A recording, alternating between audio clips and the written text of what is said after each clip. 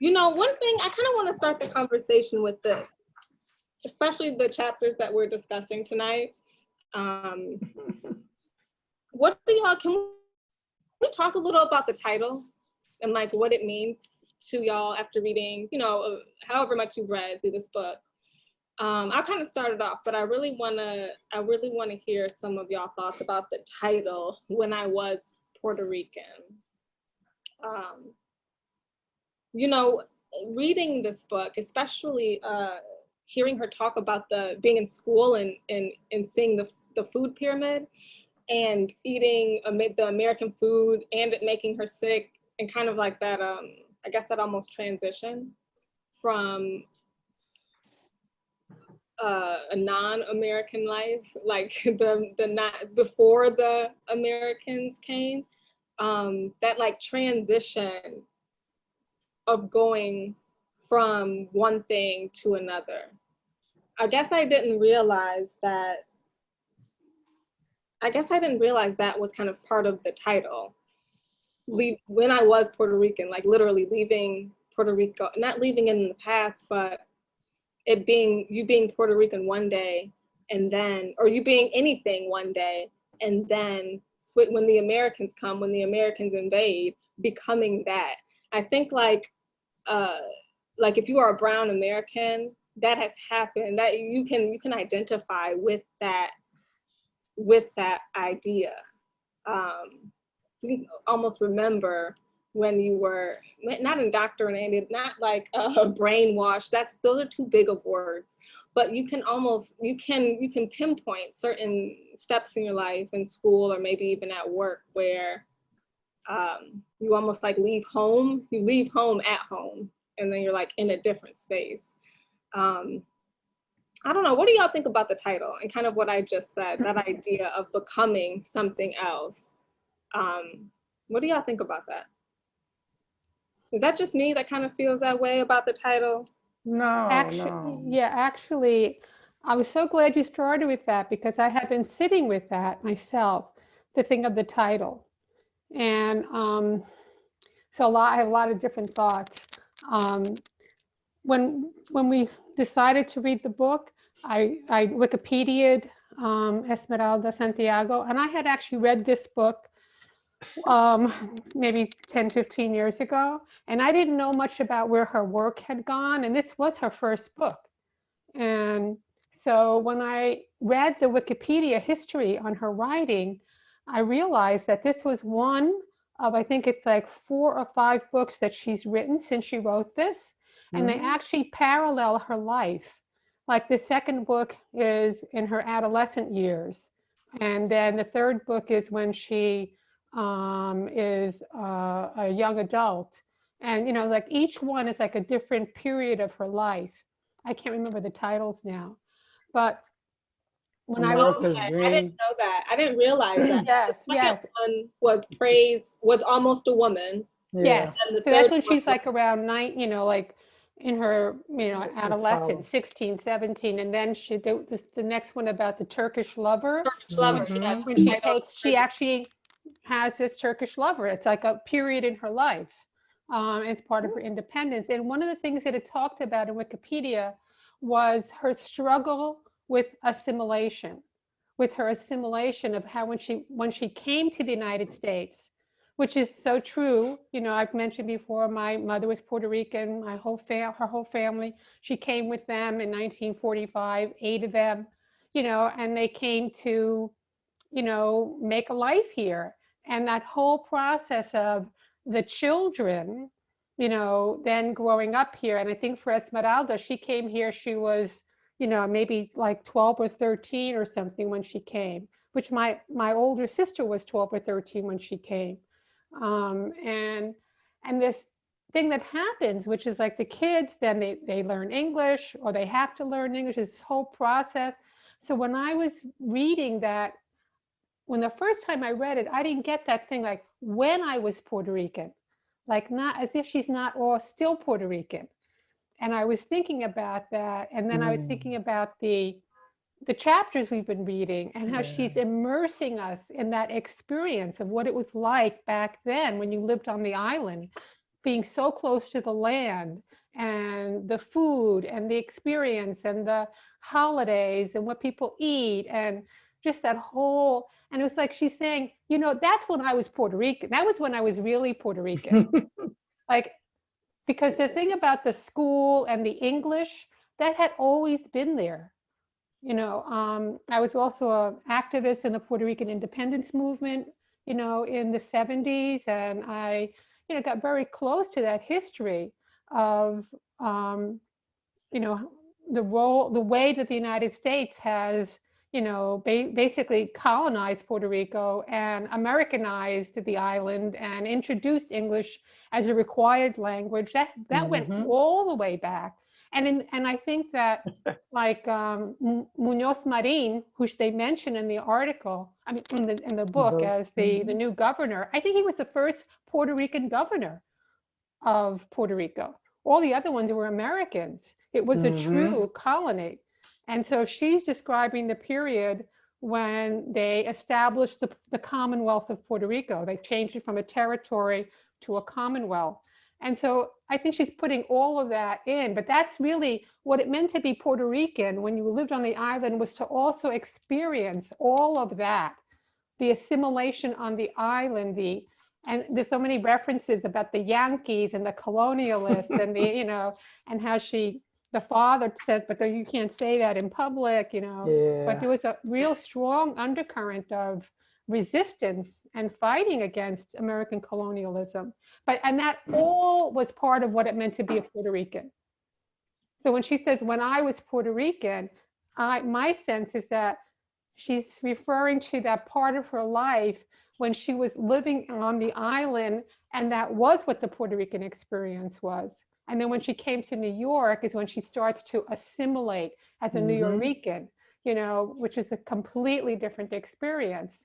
And it is a kind of an experience that pulls you in two ways, between two cultures and two historical experiences. Anyway, I'll stop there. That's great. What she's saying is, that's correct what she's saying, because on the front it says a powerful tribute to the island of her childhood, and that's when she lived there. So that's correct what you're saying.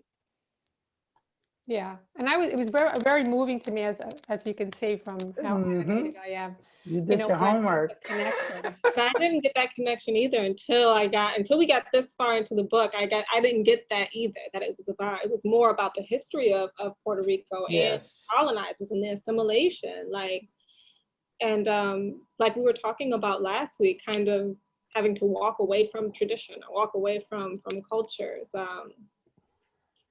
Anybody else want to chime in on that, on the title? I like the little, they're sayings that she opens every chapter with. And when the American invasion of Macun, that's like an old thing that most Spanish speaking people, you know, when you have to learn English and Spanish, you say pollito, chicken, gallina, hen, and then it becomes like second nature to you. And you're literally translating and becoming bilingual there. So, you know, America did a real job on Puerto Rico, and it's continuing to do a real job on Puerto Rico. And, you know, I was telling my daughter today, I remember when I wasn't Puerto Rican growing up in the Bronx. And now I'm more Puerto Rican than when I was younger, because I'm learning more about my mother's country. So, you know, this is like Anais was saying, it's the opposite for me. It's like, you know, like Esmeralda lived it, and now I'm living it through her. And then the assimilation is true. The assimilation, I remember people coming to my mother's apartment, asking all kinds of questions, taking all kinds of data from us, you know, and she, you know, she didn't know what was going on. So, yeah, I mean, when she was Puerto Rican, I'm glad she's introducing us to Puerto Rico back in the 50s? So it's a real eye opener for me. Yes. Anybody else want to chime in?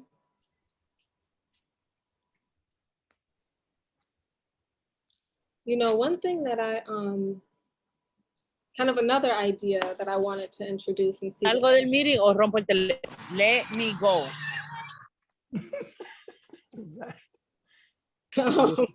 Another thing that I kind of wanted to get y'all thoughts on was there's a line that the father says. Negi is talking to him about the Americans coming, and I think she says something like, does that mean that I have to be American? Like, am I American now? And he says, only if you like the food. And then it goes on to her eating the food at school and getting sick off of the oatmeal and being in bed for days.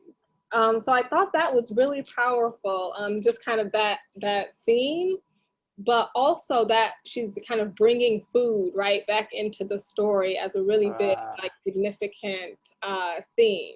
Like, we were talking about the guava last week, and how it was almost a beautiful description, right? It almost made you want one. And then in these pages, the way she talks about American food is so vile and so disgusting. Do y'all get what I'm saying? Yeah, it is.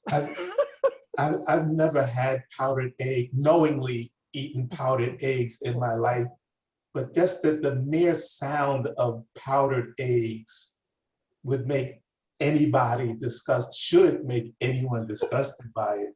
We had it when you were on welfare. That's what they gave you. Yeah, all the food was government issued, right? Potted egg, a block of Cheese. American cheese processed. That didn't melt. That was good. Yeah, if you didn't eat too much of it. Yeah, that was welfare. That was what they were, you know. I also remember this line about the mother when they went to the school and they gave them all these canned food, and you know, she has said to, I think, her neighbor something like, why didn't they give us rice and beans? Like, that could last us a month and feed us. And it just made me think, like, here is like such the Westerner white savior complex that they come, you know, bringing all of these things, thinking that they're doing good for, you know, for others, but they're doing more harm at the end. And I thought that was like such a powerful word, and like it just like brought that up to me, and just wrapping out a lot of these things about the food, and thinking that they will do a lot more good at the end. Yeah, I think Mommy even says, like, oh, put those cans like up somewhere. We'll eat them if we absolutely have to, but like emergency. Yeah, they were the emergency stash. And it's so funny that you say that, Liliana. Like, you're right. Like the teachers were coming thinking they were like filling the cupboards with these like beautiful like delicacies almost. And really the mom's like, no, that's if like somebody gets fired. You know? Nasty. And it was also like cultural imperialism.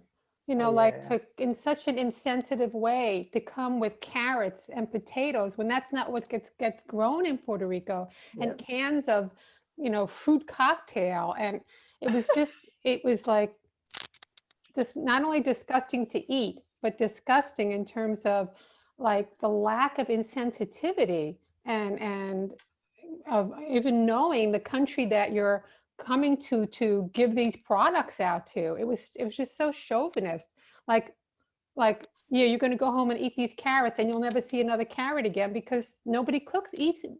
It's not something, it's a tropical island. There's tropical fruits and there's tropical vegetables, and it's not carrots and potatoes. It's yautía and yame, all these other root vegetables. Delicious stuff. You and know, good for you.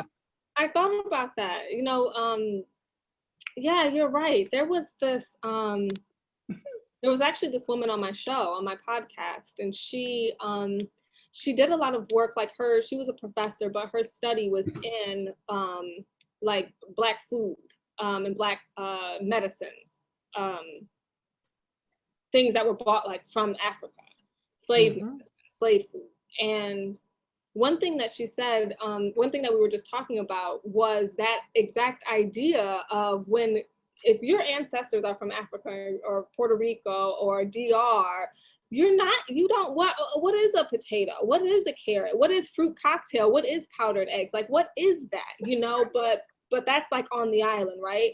But today, you know, in the hood, if you live in the hood, you see a lot of that processed food. Not only do you see a lot of it, but it is the standard, it's the norm, you know, like guavas on trees and pineapples aren't the norm. So it's almost like, even though on the island, those things, no one knew what they were, the Americans come and give them that, saying this is the standard, right? Not the fresh fruit. That's not the things from the earth, that's not the standard. The things in the can are the standard. And then that almost bleeds into the culture all around. That food wasn't good. It literally made her sick and made her throw up when she ate it. You know, that's not good food. That's not what the earth has already given to you, right? Yet, even if you even if you live, you know, in any Puerto Rican community or in any Black community or in any Dominican community, I don't care where you live in America, there's a lot of processed food there. So it's almost like that conditioning, I hate to say it, it almost worked. Do y'all know what I'm saying? Almost. No, definitely, Brandon. And one thing that I love that she said was that when she dropped the like that peanut butter powdered milk, when Oh, that was so she kind good. of got into that back and forth with the teacher, that she said, like, we ate just fine before you guys came. Like, I always ate. So it was just like, you know, just this ignorance about this island and this country that they came to take over. And it's really sad. And I think that goes back also to what you were saying, like when I was Puerto Rican, like just thinking about like the past tense and what that was, you know, and that reflection and how so much has been lost. True. Yeah, like when I was Puerto Rican, we ate eggs that came directly from the hen. When I was American, we started eating powdered eggs. You know, it's all that idea. Powdered peanut butter, that I never heard of. That peanut butter and milk. I don't think I ever heard of that. Esmeralda, she does such a great job of painting a picture of her feelings and her thoughts about the food and how they treat her. Like, they want them to just bow down and like, oh my God, food, you know, we're starving. Oh, we're going to try this food regardless. And I love when Esmeralda did tell them we have food at home and, you know, I'm good, you know.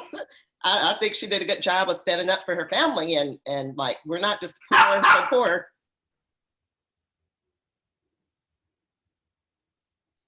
Right.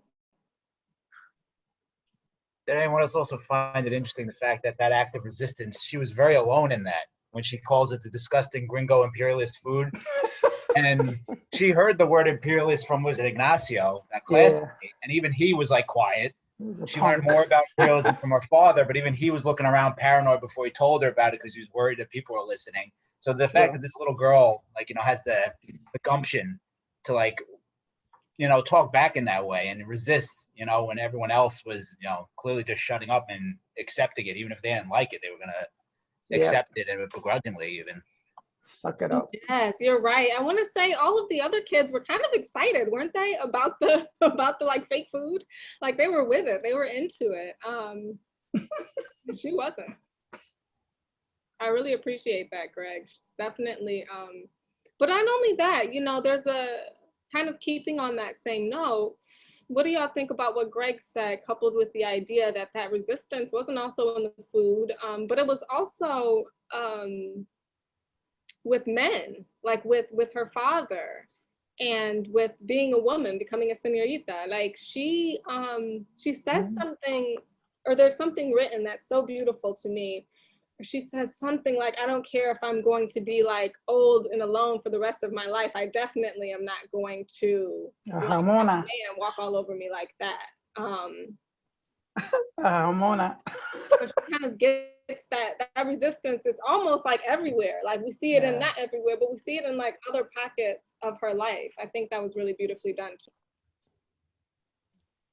I think she said that with regards to her dad, and how her dad was like Womanizer. a womanizer. So she was reflecting and saying, I don't want a man like that in my life. If this is the way I'm going to have to feel, I'm not, I mean, it just shows you with that line itself, it just shows you the impact and the profound impact that parents have on children. The expectations that you have, and she was just, I think that's what she was referring to, her dad. I think she was also, I was thinking she was also referring to her mom, like when she said, I don't, I'm not supposed to want to be a jamona, a spinster, but I think she was also talking about what it means to be, what it meant to be her mom in a relationship with men like her father, like that she'd rather be a spinster than be her mom in an abusive relationship. Yes. And look at the choices she had. She had to either she could be a puta, right? You know what a puta is, a jamona, or somebody like her mother. So all these women around her, she had to make choices, and at a very young age. She's so young. He's 10, I think. I know. He's 10, I think. She knows about putas and jamonas. The passage I'm talking about is on page 104, if you have the real book. The real book. She actually had been with her grandmother for a minute, and I think she realized while she was sleeping with him. I'm sorry, Anna, do you mind muting your mic because it's like an echo?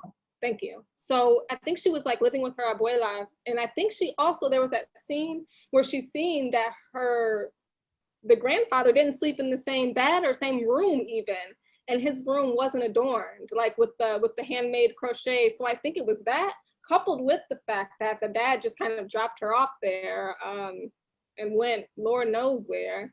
And then the mom coming home. So it's all of these layers. And then on page 104, she says, I hated Papi. I sat on the bed in his mother's house and wished he'd die. But as soon as the thought flashed, I slapped my face for thinking such a thing.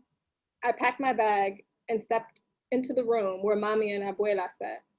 When they looked up at me, it seems as if we were all thinking the same thing. I would just soon remain jamona than shed that many tears over a man.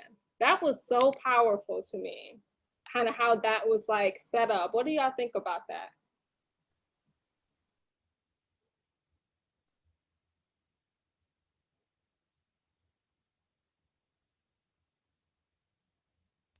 She's only 10. And she's I think that's what I was gonna say, Brandon. The fact that children are watching, and children are they're picking up on everything. So we do a lot of things thinking that children don't notice. And I've disclosed in the past that I work with children. So and I see it, even something that I think I'll make a facial expression, and then they'll catch me on it. So kids are very observant, and they pay attention to everything. And by this time in the book, I think she is the eldest of 7 children, even though she is 10. So is it that many? I think it's 7 children. Yeah, it's a whole lot of kids. So far it's 7. I think she says she has 4 sisters and 2 brothers. Yep.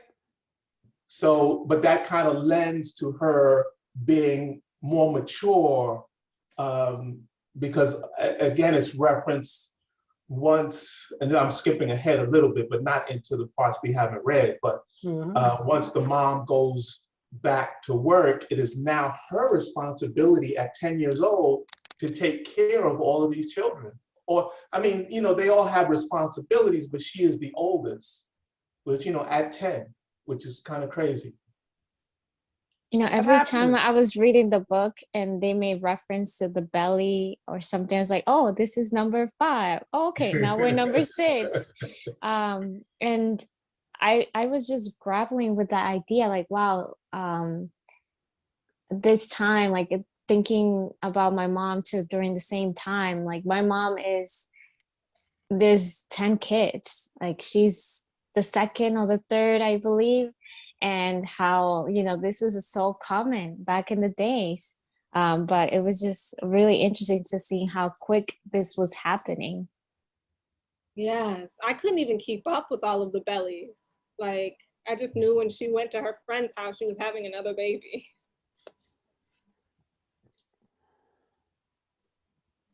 But I do kind of like how that passage that I just read ends one chapter, and then the next chapter starts with her mom getting a job. So it's almost like they're not living the same life in any means, but it's almost like they're working together with and with their own, figuring out their own independence. You know, I did appreciate that kind of like craft style. And I don't know how I felt. What do I think about the chapter, Mommy Gets a Job? Because I mean, taking care of all those kids, I mean, if that ain't a job, I don't know what is. Yeah, and she makes I think Esmeralda makes the comparison. Like she says, now I'm gonna go to work for real. And she's like, well, you work at home, you do this, you do that, you do this, that.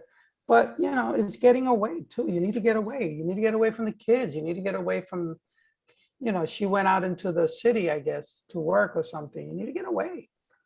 And the husband was being no helpful. He was mostly gone by now. So. Well, didn't she get labeled for going to work, and then they started looking at it like if she was selling her body for money in the city because nobody knew what she was doing. Yeah, the name. You know, I don't know if that was because of the time, because women didn't supposed to work like that outside of the house or whatever. I don't know. I'm not sure. Of course. I thought that was interesting that females get labeled during that time that they're not supposed to work. And like Gracia had said, they are questioning now her, like, where's she getting this money from? They even said, oh, well, she must be getting the money from like this man or whatever. So they're not respecting her for her ability or need to actually go to work.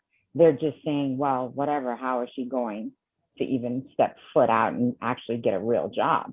The Negi actually was also ashamed of her. She said that in one of the pages. She said when her mom put on her outfit, she said, wow, I was ashamed to look at her. I mean, I thought that was pretty interesting. You look at your mom and you're ashamed of her.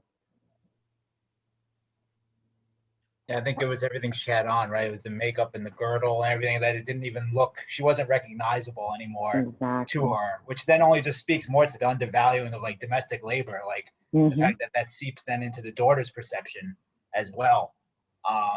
But even the mother, though, says it at some point, saying like, oh, I can't just be around the house bored doing nothing. Those 2 weeks that she didn't stay home from the factory, I forgot why she did, if someone remembers.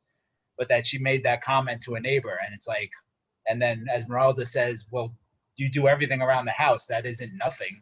It's like that's showing you that the domestic labor isn't being valued. And even the neighbors that are gossiping about her, who probably do the same domestic labor, obviously don't see themselves with very much high self-esteem either. They probably don't value their own labor at the home either. And she never stopped doing the labor at home. She got up in the morning and made the dinner and the breakfast before she left for work. And then she came back and then she, you know, did all the things that she would have done during the day at home. She did it when she came home from work. So she still had the 2 jobs. You know, she was, you know, still doing a lot of work. But that was undervalued, right? Like that was almost like expected out of her.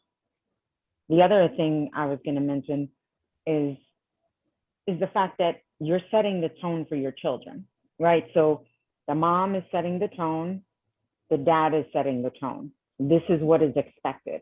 So are we going to continue the tradition? Are we going to, now I grow up, I have my life, I'm going to accept that this man is going to be a womanizer. I'm going to have kid after kid, and I'm going to be the mom that stays at home.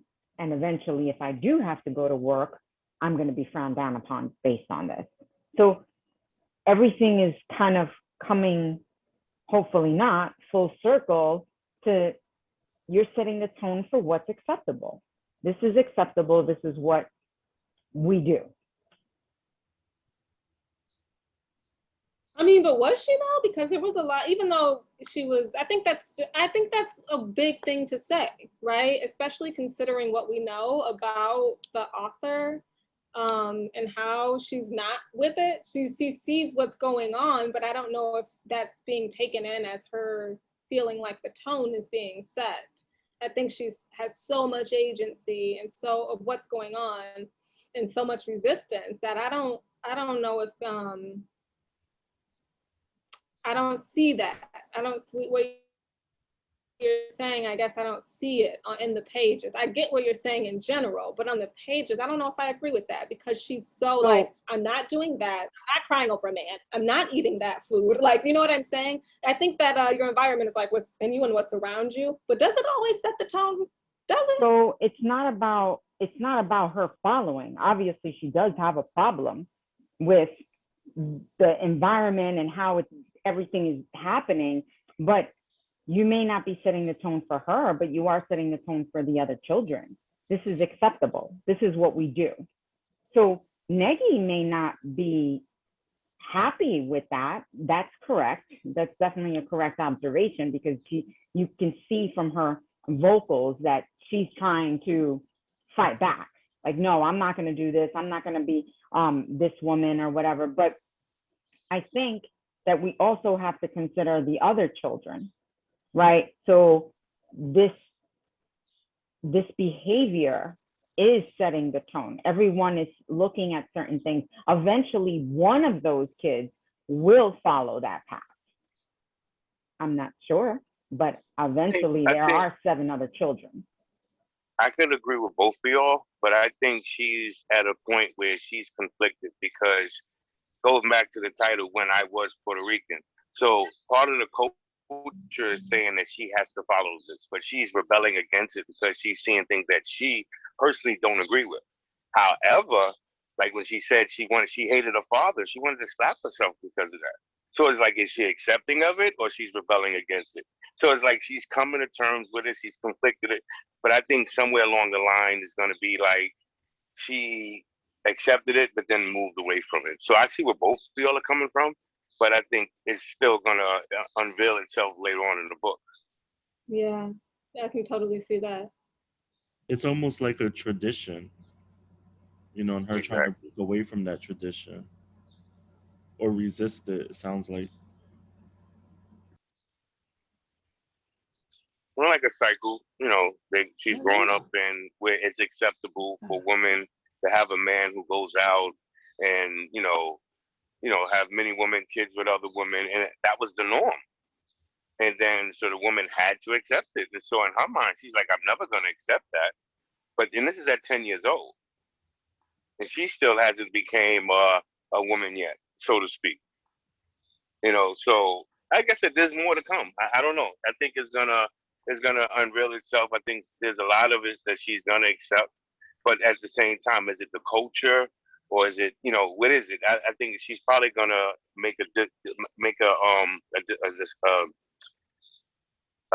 she's gonna distinguish between probably the culture and certain things that's not accepted, and what people may think is culture. And the fact that we still see this, right, in present day, like we still see this. It hasn't gone away. But I think all cultures do that, right? Something that I really appreciate, I'm not sure if anyone had thought of this, but how she's able to have a mind of her own, despite all the very strong cultural aspect of her life and growing in that family, that she's able to ask so many questions. Like, she's very curious at such a young age. And and you know, the fact that she's able to question things to her father, and I think, I don't know, like, I've seen some positive things from her father, like the you know, poetry and reading and talking about these subjects. Obviously not very open, but when she heard it in school and she's been, you know, is feeling that she needs to know more, she comes back to her father to talk about these things. And the fact that he does kind of talk with her, and like someone said, share that she's definitely she's gonna come around to like her own, you know, truth to all of this, just because of how open she is with and observant. Yeah, I totally agree with that. I guess Poppy does have some redeeming qualities. Yeah, I can see that. And oh, go ahead, Ron. I was going to say that, and forgive me, women, other than his womanizing, he is a decent person. He does seem to when he's at home, he does seem to take care of the home.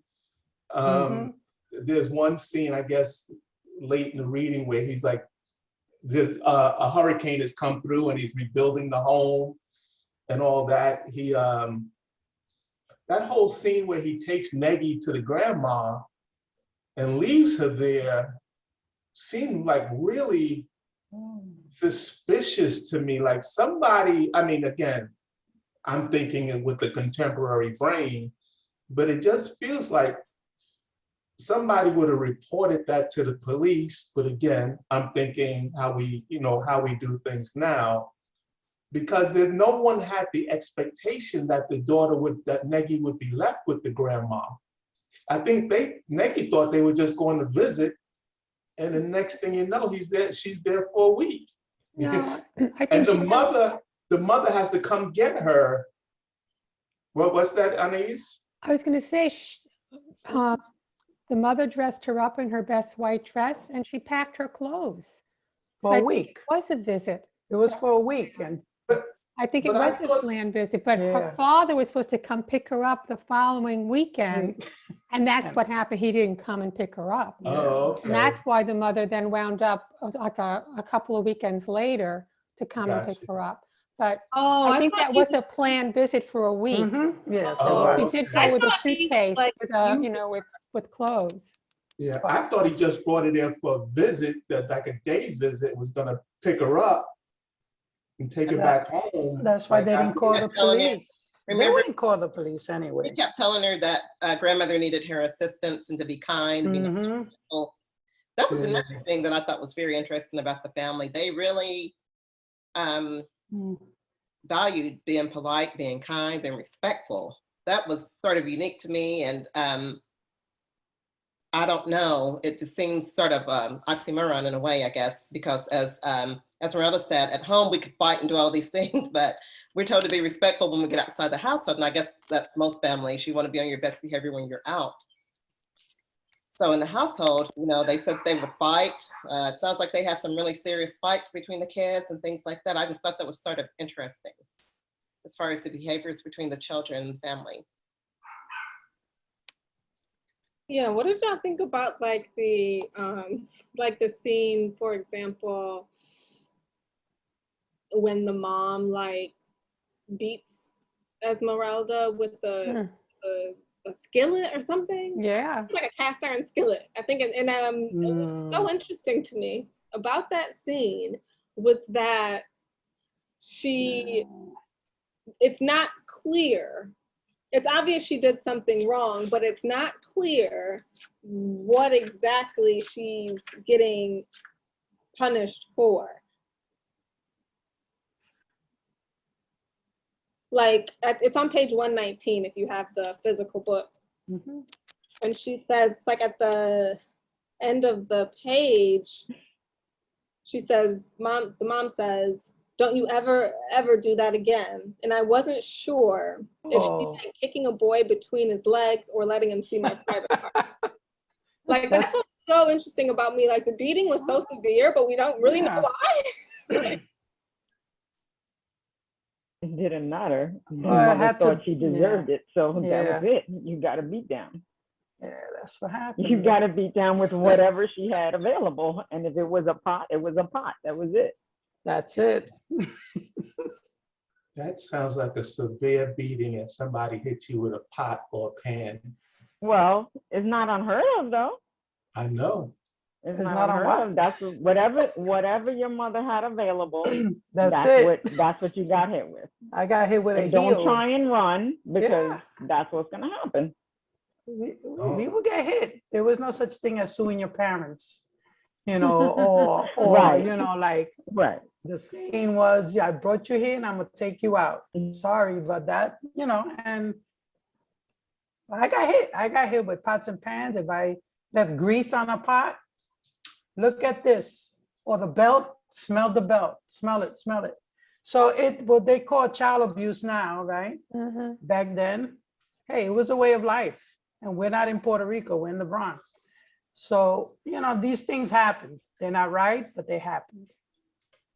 Yeah, I also think Even in the Bronx right now, people are getting hit with frying pans and all kind of Yeah, stuff. So I mean, come on. Exactly, you know, so it's like, it made me a better person. That's all I could say. Sorry. And my experience also growing up in that environment, that culture, was that, you know, what Ms. Wade was saying before about, you know, you're taught, you know, to be respectful. You're taught about how you're supposed to act in the world, and any little infraction, I think, was seen as a really serious infraction, because it's like, if you let this one go, then the child's going to get the idea that they can keep doing it. So I remember this, my mother, my Puerto Rican mother, had me kneel on rice, hard rice, for 3 hours until my father came home, because I did do something really bad. I lied to the teacher, and I told her that I went to my sister's classroom. I didn't want to go home.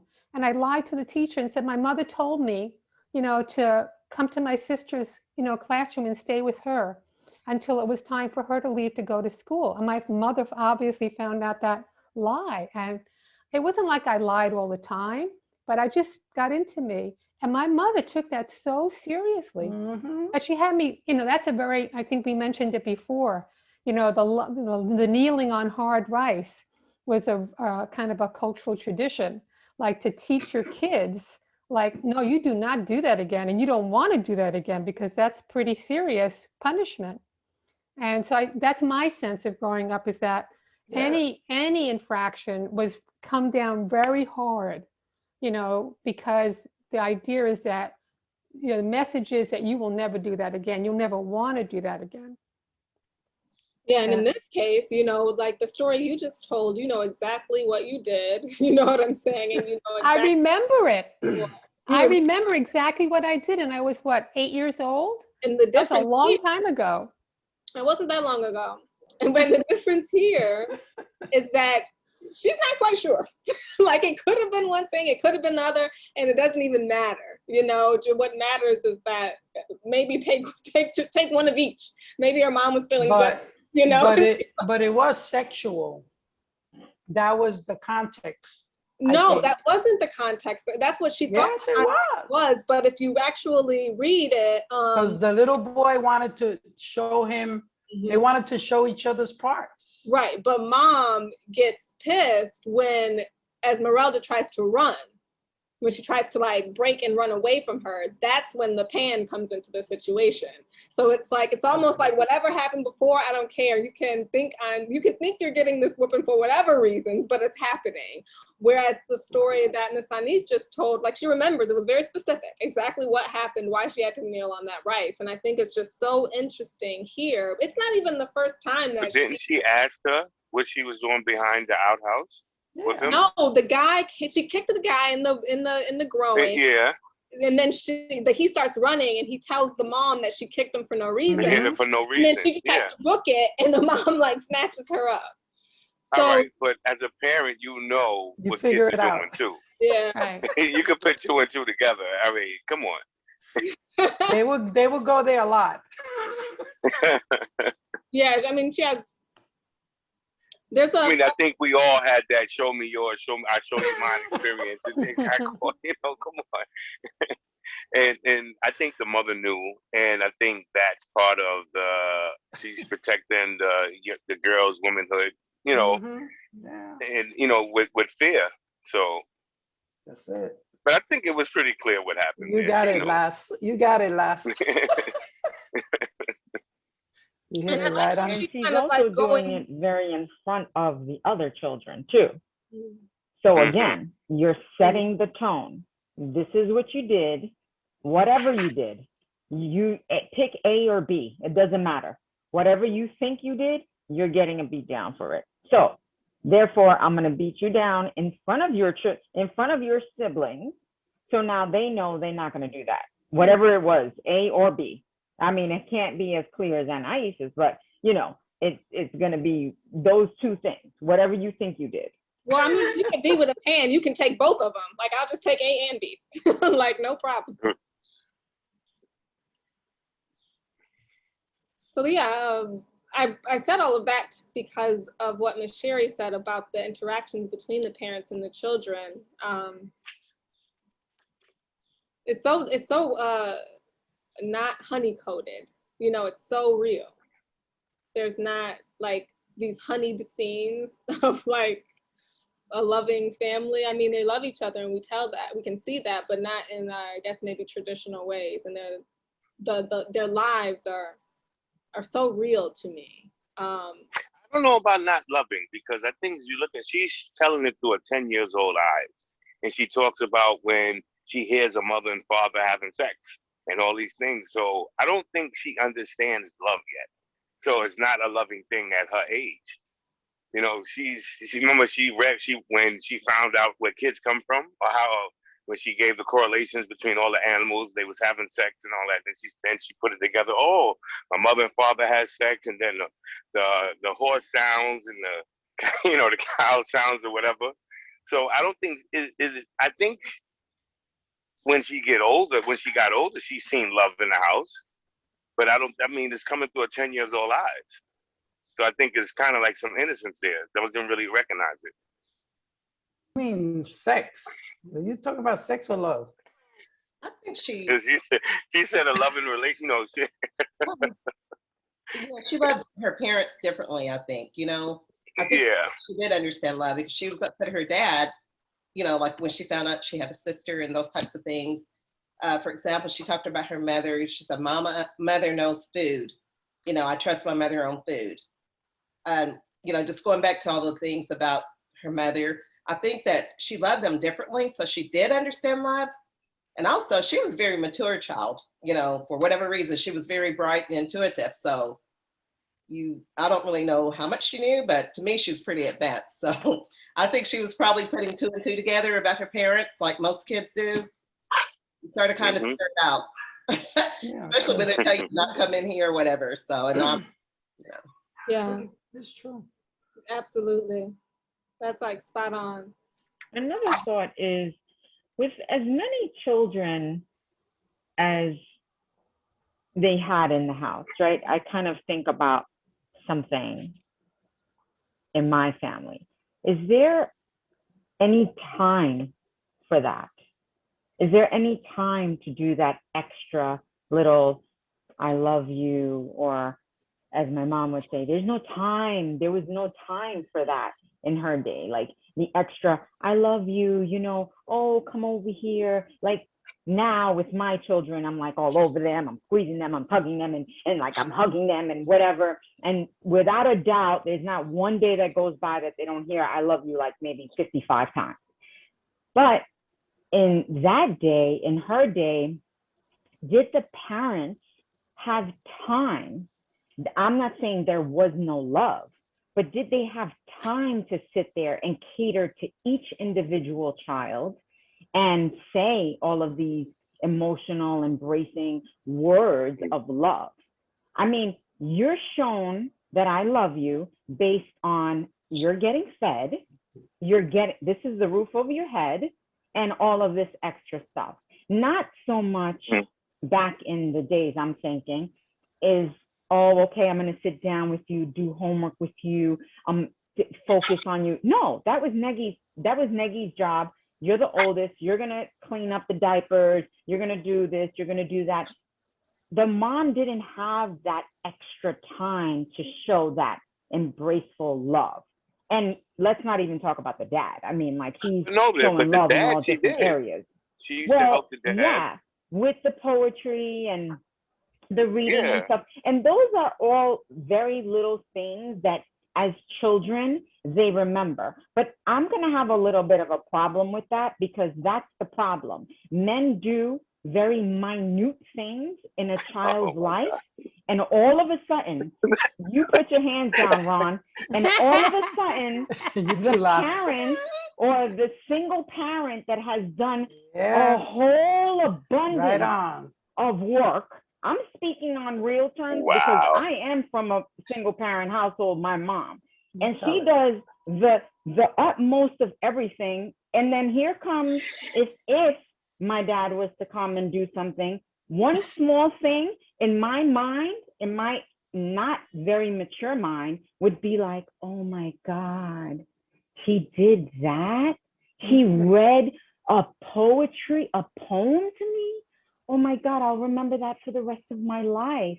Meanwhile, my mom would have standing on lines and what did you say? Somebody said about Anna welfare cheese blocks or whatever. Like you could have went and scraped the streets and like done all of this man labor, whatever she had to do.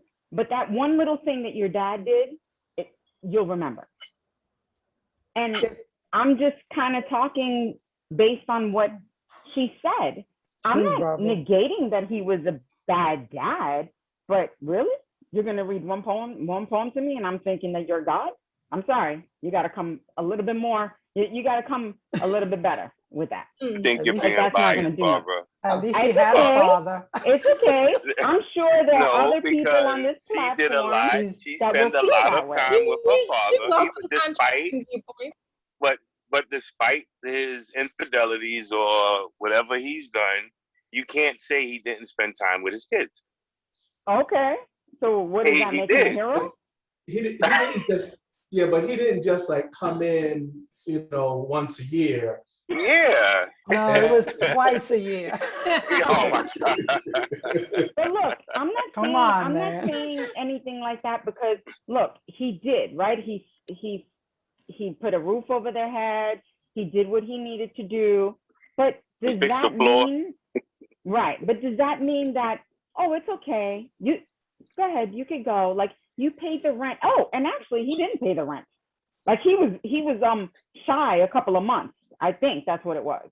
He was shy a couple of months and I don't know, the chapters beforehand. And then she couldn't afford it and she had to leave or something like that. So what are you saying?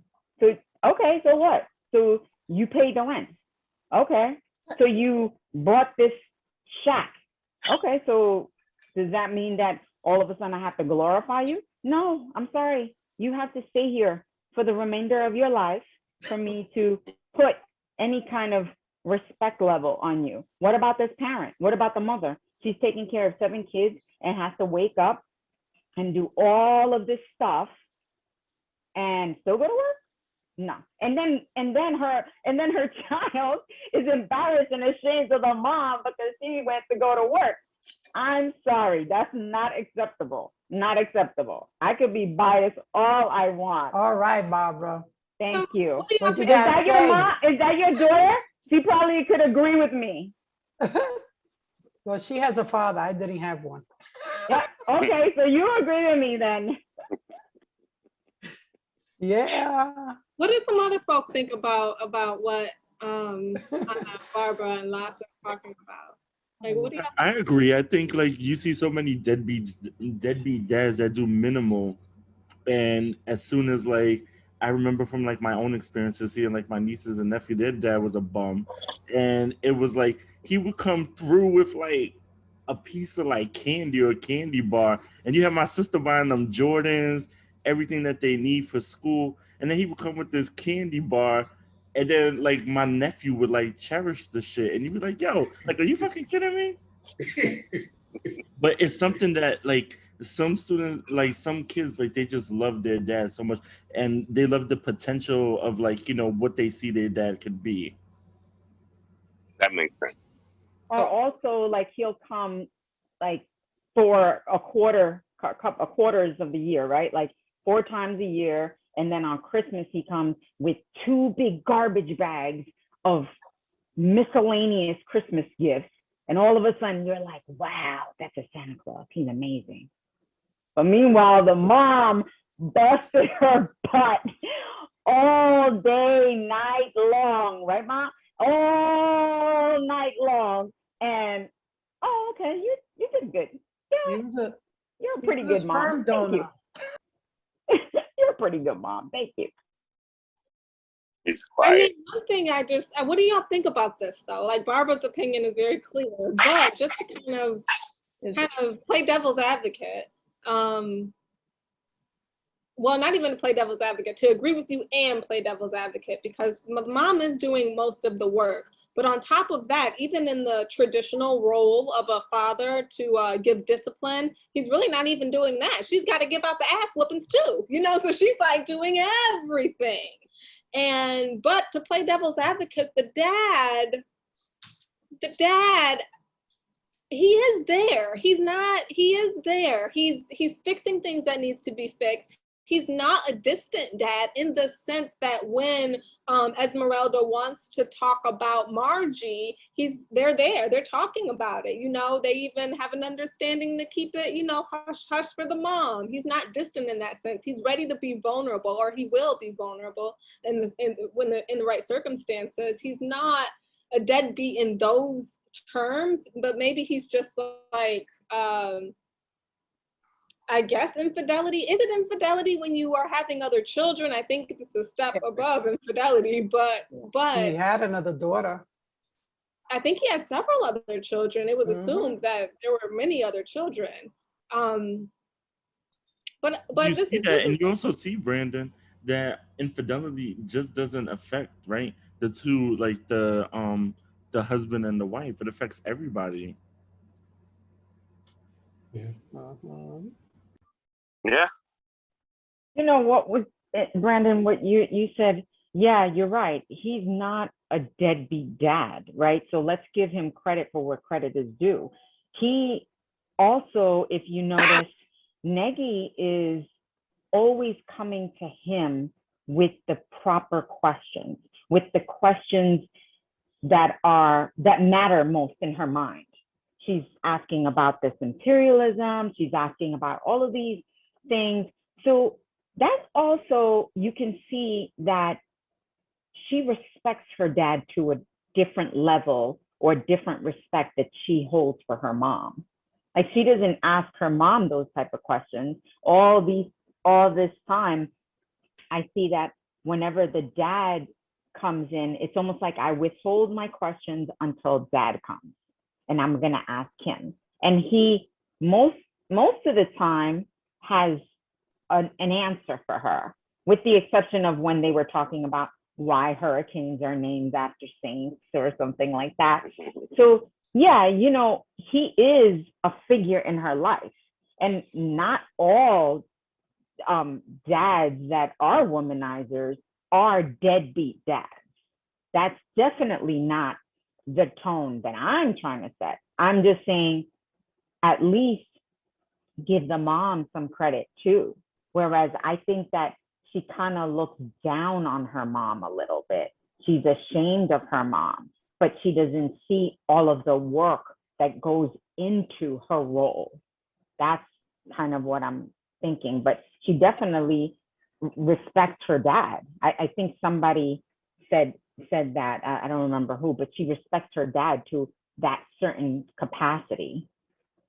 Do you think that that's because mom is the disciplinarian and she's the one who kind of like is kind of like abusing her, right? Because every time mom gets pissed off, it's like she's taking it out right on Negi right away. So it's like, why would I ask you those questions? Like, I despise you, really. So she despises both of them. That's a good point, Willie. But it's like she despises both of them, right? Because kind of going to the page 104 that Brandon was talking about when she said, I hated him. Like, she hates her dad for what he does and what he doesn't do sometimes, and the expectations that she puts on him. But you're right, Willie, like, she hates her mom too.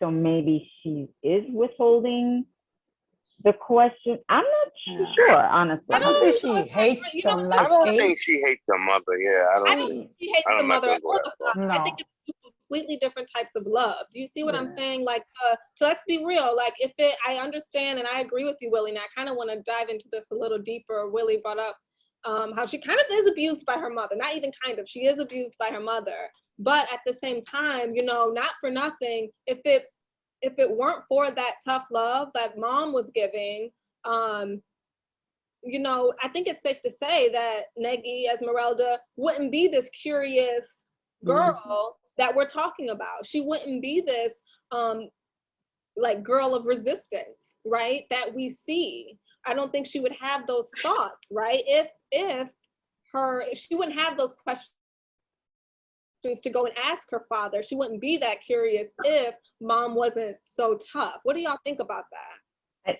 I don't think that curiosity. I don't think that back then it was known as abuse. I think back then it was known as discipline. Yeah, we all I'm know disciplining my children. Now, you're absolutely right. Now it's like, that's abuse. I'm calling hitting child somebody whatever. with a cast iron skillet isn't just discipline. Right, like something like that. So now it's like a different That's story. like, But I'm back pissed off then, that I'm pregnant. I'm pissed off at your father. I'm pissed off at it all. So you're the person I'm going to take it out on. Yeah, because surely there could have been another way to handle that, right? Surely there could have been. Oh, go ahead. That Go was ahead. sad what they were doing. Mhm. I wouldn't do that. But you know, the other thing we have to Never remember. use anything physical ever. Oh. The mother wasn't the most affectionate person either, though, remember? So she was sort of standoffish. And to me, Esmeralda was trying to figure out how to get a better relationship with her mother when her mother was doing all the crying. And she's like, go on, leave me alone, you know? And Esmeralda wanted to console her. Mom was like, no. So she's probably trying to figure out that female to female relationship or mother-daughter relationship, which can often be very complex. But, you know, to me, she didn't know how to make a real connection. The mother didn't know how to make that real connection. And Yeah, perhaps definitely. Maybe the mother didn't want to show weakness to her kids. Yes. but what if her Maybe mom they're didn't just know? not affectionate. Like, that's just the way they are, you know? And Like, we always think of Well, I don't mothers know, as- because she said, remember when the mother grabbed her when she ran away and she said she wanted to bite her hand, but she said these were the same hands that were so loving. So I don't know. I think there is some affection there, but it's like, you know, I think the mother didn't want to show it, didn't want to show weakness because of whatever her life was at the time. Yeah. And, you know, and for the kids to see that, I think they had to be strong as well. I think that's very important, because like there's kind of like this vulnerability, right? And she's looking at at that vulnerability as the weakness. Yes. There's also, Yes. Yeah. I'm there's sorry. also, I'm sorry, there's also a societal patriarchy where the dads and men can do no wrong. So, yeah, you know, no matter what they do, no matter how many children they have on the side, we still center men as, if they have 5 families, they're the center of you know, all 5 families, because we make men heroes. Still to this day, we make men heroes in this society. So, you know, I would only imagine that a daughter would look at a daughter would look at her father differently than she would look at her mother. Yeah. Particularly in the 50s, 60s. I mean, you know, there's more equality now and expectations now and respect for single mothers or women who have to work. But back then, you know, regardless of how hideous your father's, you know, behavior may have been, he was still the center of the household. Yes. Yes. But also, yes. Also, I'm just loving how this conversation is flowing. But Ron, or everyone, what do y'all think about like that idea that yes, women, girls in general are much more affectionate towards their fathers, but also like Ms. Sherry was mentioning earlier, the mom not being the most affectionate person, and kind of coupled with what Barbara's been saying tonight about how things are setting the tone, setting the stage. The mom, this profound mother figure, setting the stage of how this household is going to run. That idea of, I don't know if y'all remember the scene where we were talking about earlier, where the mom was crying and she didn't want to talk about it with Esmeralda. And then like a couple chapters later, there was that scene where Papi drops Esmeralda off at her grandma's and she starts crying, but she doesn't want the grandmother, she doesn't want Abuela to know that she's crying, so she like slams her hand in the door. You see what I'm talking about? Yeah, that's true. Yeah, so it's like what Barbara's been saying, like that idea of setting the stage, how the mom is kind of inadvertently really kind of pushing these cycles, these bad cycles of the family, but at the same time, she's so strong and she's supporting the whole family. It's almost hard to criticize her at all, to me. Y'all know what I'm saying? It's hard to, that's precisely what I mean. I mean, it's, first of all, she has 7 children. You don't have time to show weakness, right? So if you're gonna cry, you're gonna do it behind closed doors, or if your daughter sees you, you're gonna like shoo her away or whatever. But you see what I'm saying? Like the small little things that you follow. I'm not saying she's gonna have 7 kids and in later on in life, but she's gonna follow suit with something that her mom is doing. And the other thing about her mom is, what if her mom didn't know how? Right? There's not a manual, right, to be a parent. What if she didn't know how to show love? What if she's so consumed with 7 children, all I need to figure out is how am I going to get these kids fed right now? Yeah, Pablito brought food in and he paid the rent, but now how am I going to put this all together? How am I going to figure it out? Because that's what she essentially has to do. She has to now figure it out for these kids.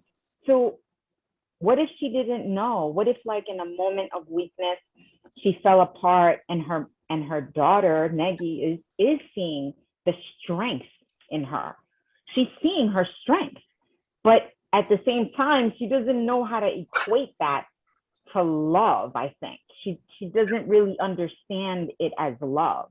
But as you can see, she, like the perfect example that you gave is, she is following her suit, right? Like she started crying, but then she like tried to hold it in when she was in her grandmother's house. So all of that, that's not a bad thing either. I mean, she's showing strength at 10 years old, unfortunately, but it is the mom's doing here. That Barbara, mom was so consumed with the relationship, the marriage, that she couldn't really focus on loving the children the way she needed to. And, I could think of like when the termites were in Esmeralda's clothes, how mom was just so caring and doting. But overall, maybe she was just so consumed with trying to make the marriage work that she couldn't give any more love or energy into to the children.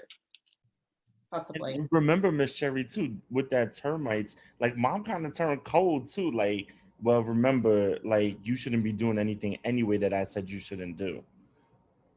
Yes, Willie. Yes, Greg, I know you were just about to chime in, but yes, Willie, you're absolutely right.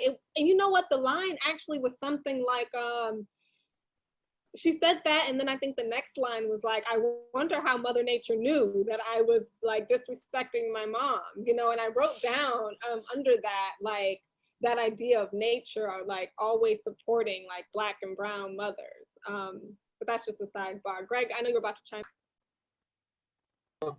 Yeah, just going back to both Sherry and Barbara. So Barbara's last thing, I think it's a matter of generational curses and needing to break them. So it's very likely that mom was raised by someone who acted very much the same way, and that she also was raised the same way. And these kind of, it's generational trauma, right? It just gets passed down until, someone does something about it to change it. But then to go back to Sherry's point, I don't think neither mom or dad are really showing the proper affection, or neither of them are doing the proper emotional labor to love their children when it boils down to it. So, you know, dad's obviously lacking for a number of reasons. Mom's lacking in other areas with the abuse.